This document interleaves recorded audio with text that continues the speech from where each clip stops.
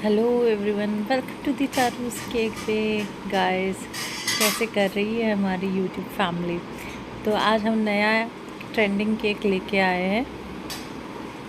तो केक का नाम तो है सेल्फ़ी मिरर केक। तो बहुत ही ज़्यादा ट्रेंडिंग में है ये केक। हाँ, बट ये बात पक्की है कि ये वाला डिज़ाइन यूट्यूब पे कहीं नहीं मिलेगा, ऐसा पैटर्न में बनाया है। क्योंकि लोग ज़्यादातर राउंड केक पे ही मिरर लगा के उसको पूरा फिनिश कर देते हैं, बट हमने एकदम अलग तरीके से इसको बनाया है।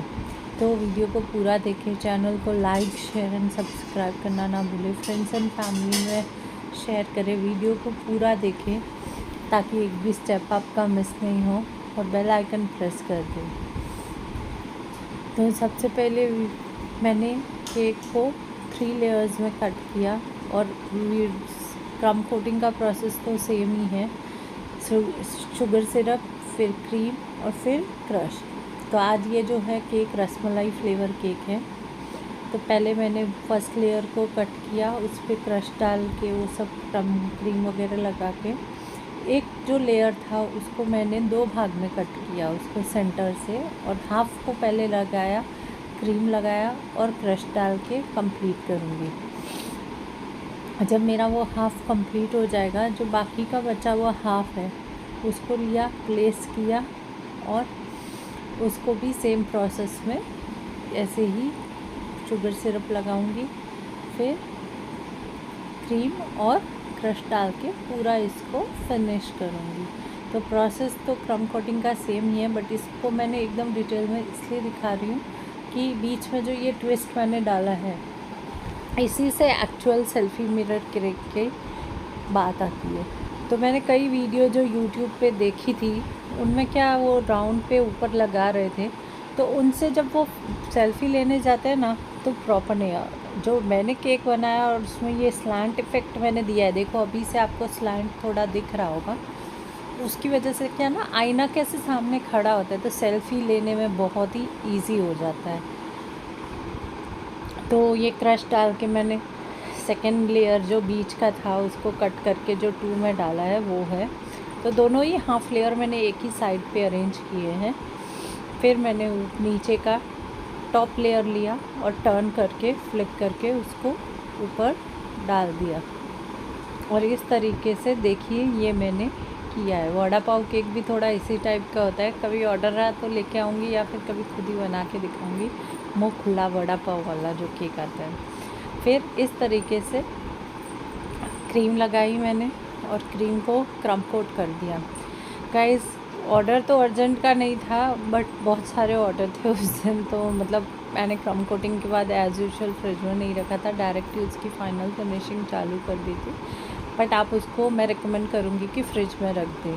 सेम बात है कि क्रम्स नहीं निकलते, और जब क्रीम थोड़ी सेट हुई रहती है ना, तो फिनिशिंग देने में बहुत ही आसानी से हो जाती है, मतलब टाइम नहीं लगता है, दिक्कत नहीं होती है। तो मैंने यही प्रोसेस रिपीट करके क्रम कोटिंग करके फ़ाइनल लुक दिया केक को।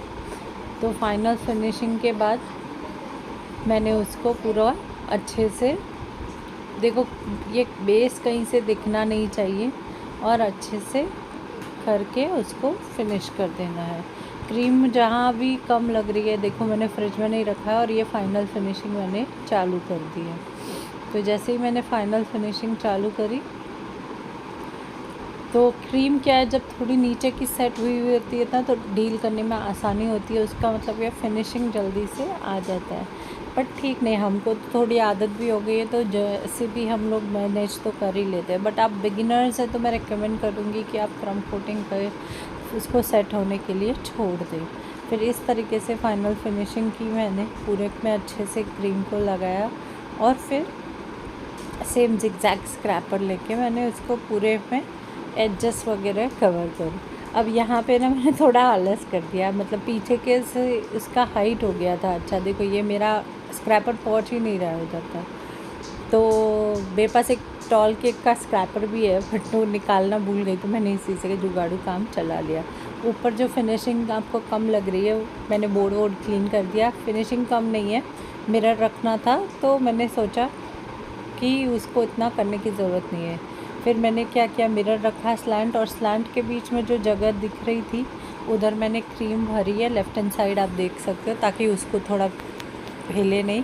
और फिर नूर का नोज़ल लिया मैंने N1, और इस तरीके से बड़े वाले नोज़ल से मैंने बड़े बड़े स्टार्स जो होते हैं, ये ट्विस्टेड फ्लावर तो नहीं है, मोदक जैसे स्टार फ्लावर, जो प्रेशर देके देखो मैंने कैसे ऐसे, हाँ, ड्रॉप और पुल किए हैं। तो ऐसे मैंने उसको पूरे को अच्छे से कवर कर दिया। तो ये गार्लैंड इफ़ेक्ट जो बोलते हैं वैसा वाला मिरर में आ रहा था, और बहुत ही अच्छा हो गया था। फिर इसके मिरर के ऊपर छोटे छोटे मैंने इसी नोज़ल से, देखिए नोज़ल चेंज नहीं किया, it's all about dealing with the cream. बाकी वही क्रीम है, वही नोज़ल है, बट प्रेशर कितना देना है, इसी से सारा काम बन जाता है। तो गाइज़ मैंने इतने सेल्फ़ी केक देखे हैं, खुद भी यूट्यूब पे भी देखे, बट मेरे को नहीं लगता ऐसा केक किसी और के बना है, क्योंकि स्लैंट बना है, और जो इफ़ेक्ट आया है ना ओवरऑल केक का, इतना शानदार था, और सेल्फ़ी लेने में तो बहुत ही आसान हो गया था। मेरे लिए बनाना मुश्किल लग रहा था, क्यों, पूरा उस मिरर में हम ही दिख रहे थे, तो वो उसको बनाने में इतनी दिक्कत हो रही थी। इस तरीके से मैंने नीचे भी बॉर्डर पूरा बनाया, देखिए स्टार्स, और फिर पूरे केक में भी मैंने ऐसे, जैसे वो मिरर सजा हुआ नहीं होता, वो वाला इफेक्ट देने के लिए पूरे में सेंटर में भी मैंने ऐसे ऐसे स्पेस छोड़ के हल्के हाथों से ये बनाए। तो ये था हमारे सेल्फ़ी केक का लुक। और गाइस प्लीज़ बताइएगा कि कैसे लगा आपको मेरा इस केक में नया ट्विस्ट देना। देखो मिरर के सामने खड़े हो जाओ, बस स्लैंट है, इसके लिए इतने अच्छे से सेल्फ़ी आ रहे थे। तो ये मेरे सेल्फ़ी केक का फाइनल लुक है। तो इजी बनाने में भी एकदम इजी प्रोसीजर से मैंने बनाया। तो ये देखिए, ये इसका फाइनल लुक है। मिरर इतना क्लीन दिख रहा था ना, सब कुछ अच्छे से आ रहा था। आप देख सकते हो सीलिंग फ़ैन बनाना दिक्कत हो गया था मेरे लिए, हम नहीं आ रहे अंदर, हाथ ऐसे दिख रहे थे, बट ठीक है, कैसे भी करके हमने मैनेज करके अच्छे से बनाया। बट फाइनल आउटकम जो आया था ना गाइस, इतना सुपर्ब था सेल्फ़ी मिरर केक का। जो नॉर्मली राउंड पे सीधा रखते हैं ना, तो फ़ोटो लेने में दिक्कत होती है, बट इस स्लैंट होने की वजह से इतना सही बना था। गाइस चैनल को लाइक शेयर एंड सब्सक्राइब करना ना भूलें। तो देखिए मेरी बेटी ने इसमें सेल्फ़ी भी ली है। Thank you guys, like share.